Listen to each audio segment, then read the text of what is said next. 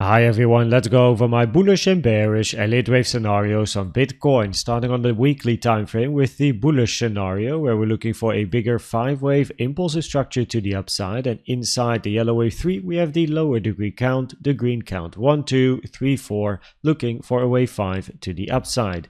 A minimum target for wave 5 is to at least take the high of wave 3. It is very rare in Elliott waves to have truncations where wave 5 is not at least taking out the high of wave 3. That means that if this wave 4 is finished, we're going to be looking for bigger impulsive structures towards the upside and not count this recent move to the upside as the end of a wave 5. Therefore, on the daily time frame, we now have to consider an extended wave 5, where your wave 5 is the longest, strongest and most impulsive wave, and then a wave 1, 2, 3 is sideways 4 and a wave 5 to the upside.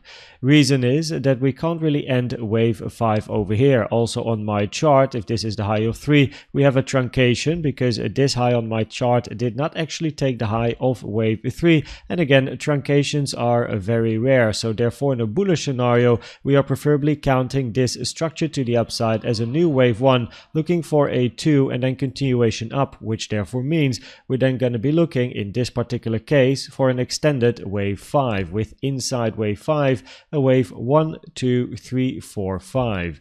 The most common target for your wave 5 in green is the 1.618 trend-based wave extension, taken from the low of 1 to the high of 3 to the end over here of your wave 4, giving you a target at 91.3k.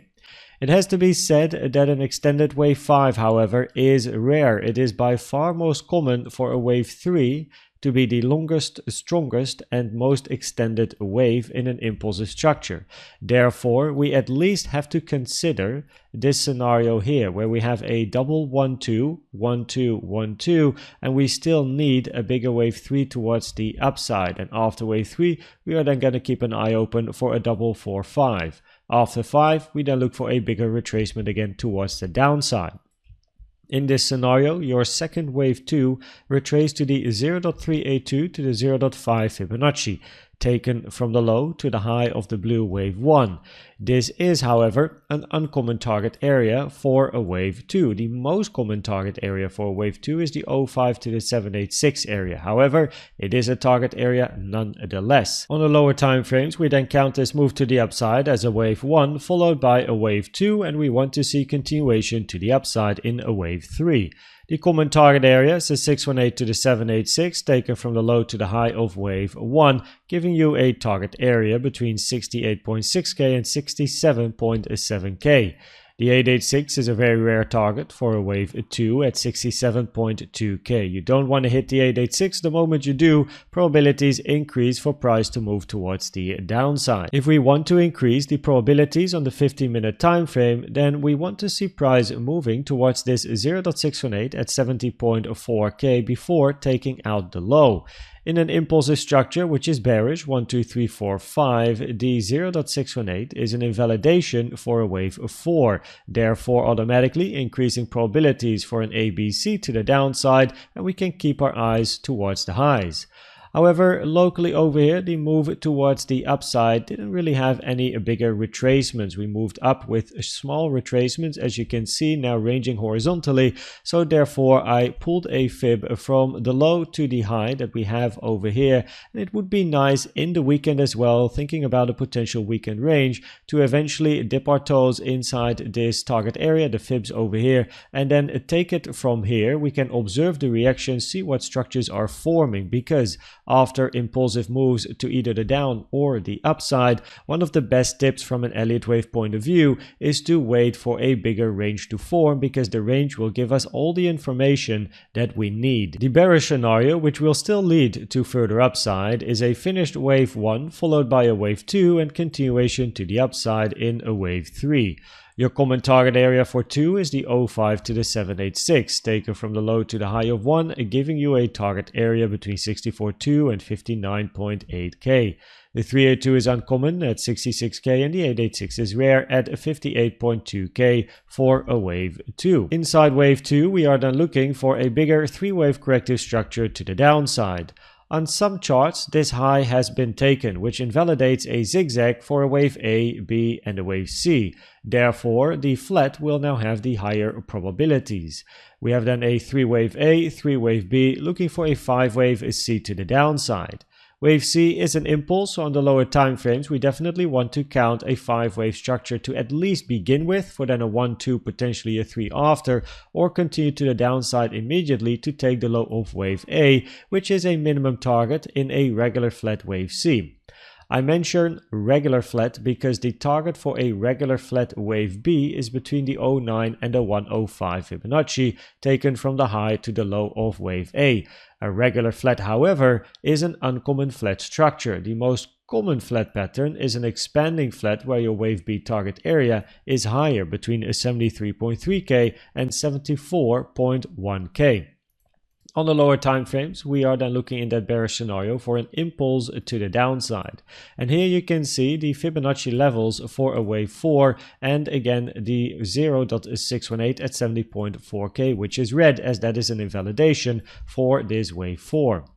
For an impulse to the downside, we're then looking for a wave 1, 2, 3, 4, 5. It is by far most common for a wave 3 to have the highest amount of volume. And as you can see, this structure had the highest amount of volume, so preferably we label this a wave 3, look for a wave 4 and then a wave 5 towards the downside to take the low. The common target area for your wave 4 is between the 236 and the 0.5 Fibonacci, taken from the high of 2 to the low of wave 3, giving you a target between a 69K and a 70K. The invalidation, the 0.618 at 70.4K. What is interesting though is that this range is starting to be quite long compared to wave 2. If this is your wave 2 over here and then inside wave 3 we count a 1, 2, 3, 4 and an extended 5, then we can take a fib time from the start to the end of your wave 2 and then put it on the end of wave 3, comparing wave 2 with wave 4 in time. We made a new high here after the 6 fib time, which does reduce the probabilities a bit for this to be a wave 4 compared to this wave 2. The only alternative would be to move this wave 2 to either one of the lower pivots over here and therefore then also move the fib time to either one of these lower pivots. And if I do that, then you can see that we are still pretty okay. I mean, if I put it on this pivot over here, we still made the high after the 6 fib time, which isn't ideal. But if wave 2 would finish over here, we still have enough time left. The problem is that inside this wave 2, we then need to count a WXY structure because we need this as a first structure, then a second and a third structure. We can't count a zigzag in here for an ABC or a flat structure ABC. A triangle, of course, is not even valid in a wave 2, so we need to look for a WXY with then this being a W, X and a wave Y. However, wave Y then did not even hit the 0.618, even if I take it to this high here, to the low, toggle on the 0.618, and you can see that the minimum target for a wave Y, the 0.618, isn't even hit with this move to the upside. So in other words, a lot of detail, but it reduces the probabilities that this wave 2 ended at one of the lower highs, increasing probabilities it ended there, right? But therefore it means that this wave 4 is starting to be long, which does impact the probabilities negatively for an impulse to the downside. It is not an invalidation. We continue to observe the local range, but it is at least good to know. Looking at these CVD divergences, then from the low we built some bullish CVD divergences. During the live stream yesterday, we observed the bullish CVDs here and we saw them playing out by price taking out these highs, and then we continued ranging, moved to the downside, more bullish CVD divergences also played out. We continue to observe this range to reassess potential new bullish or bearish CVD divergences. If we then look at the probabilities of the different scenarios, then on the weekly time frame the probabilities are higher for the bullish scenario compared to any bearish scenario at the moment. Any bearish scenario only really becomes relevant if 49.3K is hit. On the daily, the probabilities at the moment are quite neutral for now, because the extended wave 5 scenario, where this is a 1, 2, 3, 4, 5, to finish wave 5 at about 91K, well, an extended wave 5 is a rare structure. For the other bullish scenario, a double 1-2, the second wave 2 over here dipped into the 0.382 to 05 area, but it is a less common target area for a wave 2. And for the bearish scenario, well, a regular flat is less common, so there's no clear advantage at the moment for any of these structures, which means that the lower/local time frames will give us all the information that we need. On the 15-minute time frame, the probabilities are higher for a weekend range. Generally, during the weekend, price is moving sideways. Therefore, also looking for a bit of a retracement to the fibs that I showed over here earlier in the analysis, and then take it from there. Preferably in an impulse to the downside locally, 1, 2, 3, 4, 5. The highest amount of volume is inside your wave 3, so with the recent drop to the downside, and the current range that we're forming is then a wave 4. However, wave 4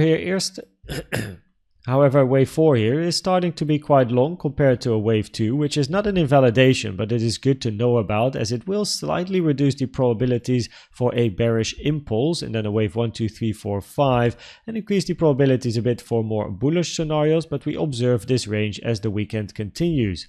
After bigger moves, it is always good to wait for a range to form. The range will give us all the information that we need. Probabilities will change if price hits 70.4k, the 618 before taking out the low, as that would increase probabilities for more bullish scenarios locally here, looking for price to move up. If price moves down and hits 68.3k, which is the low over here, it does increase the probabilities for the bears slightly. You can still take this low in a potential WXY over here, a continuation of this range in a bullish 1, 2, 3, but it is not yet relevant. Preferably we then first move to the upside a little bit higher. And if price moves down to 67.2k, the low over here, that will increase probabilities for bearish scenarios to then take the lows of this range as well. I hope that this video was helpful or valuable to you. Please check out the brand new complete Elliott Waves guide playlist I've made that shows you all you need to know about Elliott Waves. Thanks for watching and subscribing, and I'd like to see you at the next one. Bye bye.